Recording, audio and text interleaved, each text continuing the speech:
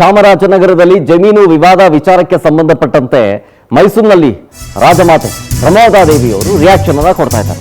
ಏನಂತ ಡೀಟೇಲ್ಸ್ ಬರ್ತಾ ಇದೆ. ಆ ಭಾಗದಲ್ಲಿ ಯಾರೂ ಕೂಡ ಆತಂಕ ಪಡುವ ಅಗತ್ಯ ಇಲ್ಲ ಅಂತ ಹೇಳ್ತಾ ಇದ್ದಾರೆ ರಾಜಮಾತೆ ಪ್ರಮೋದಾದೇವಿ. ಅಂದಿನ ಮಹಾರಾಜರು ಜಮೀನು ಕೊಟ್ಟಿದ್ರೆ ಕಿತ್ತುಕೊಳ್ಳಲ್ಲ. 1950ರ ದಾಖಲೆ ಆಧಾರದ ಮೇಲೆ ಜಿಲ್ಲಾಧಿಕಾರಿಗೆ ಪತ್ರವನ್ನ ಬರೆಯಲಾಗಿದೆ. ತಹಸೀಲ್ದಾರ್ ರಾಜ್ಯ ಸರ್ಕಾರಕ್ಕೂ ಕೂಡ ಪತ್ರವನ್ನ ಬರೆದಿದ್ದೀನಿ ನಾನು ಅಂತಂದ್ರು ಪ್ರಮೋದಾದೇವಿಯವರು. ಒಂದ್ ವೇಳೆ ಜಮೀನು ನಮಗೆ ಸೇರಿದ್ರೂ ಆತಂಕ ಬೇಡ, ಡೋಂಟ್ ವರಿ.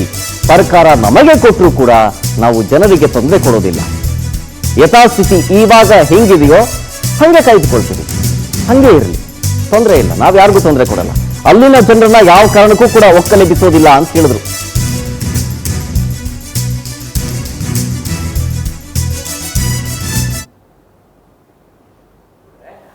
ನಮ್ಮ ಹೆಸರು ಬಂದ್ರು ಅವ್ರಿಗೆ ನಾನು ಆತಂಕ ಮಾಡೋ ಸಂದರ್ಭ ಸೃಷ್ಟಿ ಮಾಡಲ್ಲ. ಇದಕ್ಕಿಂತ ಇನ್ನೇನು ಆಶ್ವಾಸನೆ ಕೊಡಕ್ಕೆ ಬಂದ್ರು ನಾನು ಅವ್ರಿಗೆ ನಾನು ಆತಂಕ ಕೊಡೋ ಅಂತ ಇದು ಮಾಡಲ್ಲ. ಈಗಿನ ಜಿಲ್ಲಾಧಿಕಾರಿಗಳು ತಾವು ಏನು ಪತ್ರವನ್ನ ಬರೆದಿದ್ದೀರಾ, ಪತ್ರ ತಲುಪಿದೆ. ನೀವೇನು 2014 ದಾಖಲೆ ಕೊಟ್ಟಿದ್ದೀರಿ ಅಂತಿದ್ದೀರಾ, ಆ ದಾಖಲೆಗಳು ಯಾವುದನ್ನು ನನಗೆ ಕೊಟ್ಟಿಲ್ಲ, ಬರೀ ಪತ್ರ ಬರೆದಿರೋದು ಅಂತ ಹೇಳ್ತಾರೆ. ಖಂಡಿತ ಆ ದಾಖಲೆಗಳನ್ನ ಮತ್ತೆ ಕೊಡುವಂತ ಕೆಲಸ ಆಗುತ್ತಾ ಅಂತ. 2014 ಕೊಟ್ಟಿದ್ದೀನಿ ಅಂತ ಈಗ ಹೇಳ್ತಾ ಇದ್ದಾರೆ ತಾವು. ಇಲ್ಲ 2014 ಕೊಟ್ಟಿರೋದು ಈಗ ಅವ್ರು ತೋರಿಸಿದ್ರಲ್ಲ, ಮತ್ತೆ ತಲುಪಿಸ್ತೀರಾ ಅವ್ರಿಗೆ ದಾಖಲೆನ ಅಂತ. ಅವ್ರ ಹತ್ರ ಇದೆ.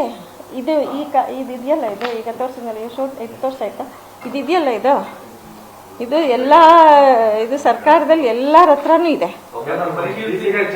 ಎಲ್ಲ ಡಿ.ಸಿ.ಗಳು ಚೇಂಜ್ ಆಗಿರ್ತಾರೆ ಸರಿ, ಆದ್ರೆ ಡಿ.ಸಿ.ಗಳು ಚೇಂಜ್ ಆಗ್ತಾರೆ ಅಂದ್ಬಿಟ್ಟು ನಮ್ಗಾಗ್ಲಿ ಗ್ರಾಮಸ್ಥರಿಗಾಗ್ಲಿ ಮಾಹಿತಿ ಕೊಟ್ಟಿಲ್ಲ ಅಂದ್ರೆ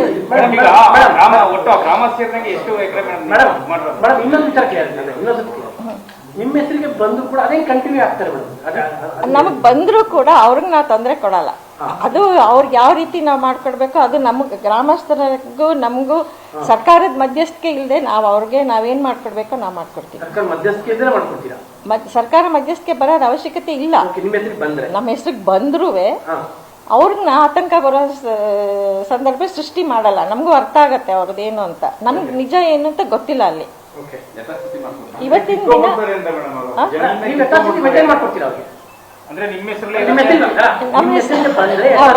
ಅಲ್ಲಪ್ಪ, ನನ್ಗೆ ಇವತ್ತಿನ ನಾನು ಇಷ್ಟೇ ಹೇಳ್ಬೋದು. ಯಾಕೆ ಅಲ್ಲಿ ಎಷ್ಟು ಜನ ಇದ್ದಾರೆ ಏನು ಗೊತ್ತಿಲ್ಲ ನನ್ಗೆ ಅದ್ರ ಬಗ್ಗೆ.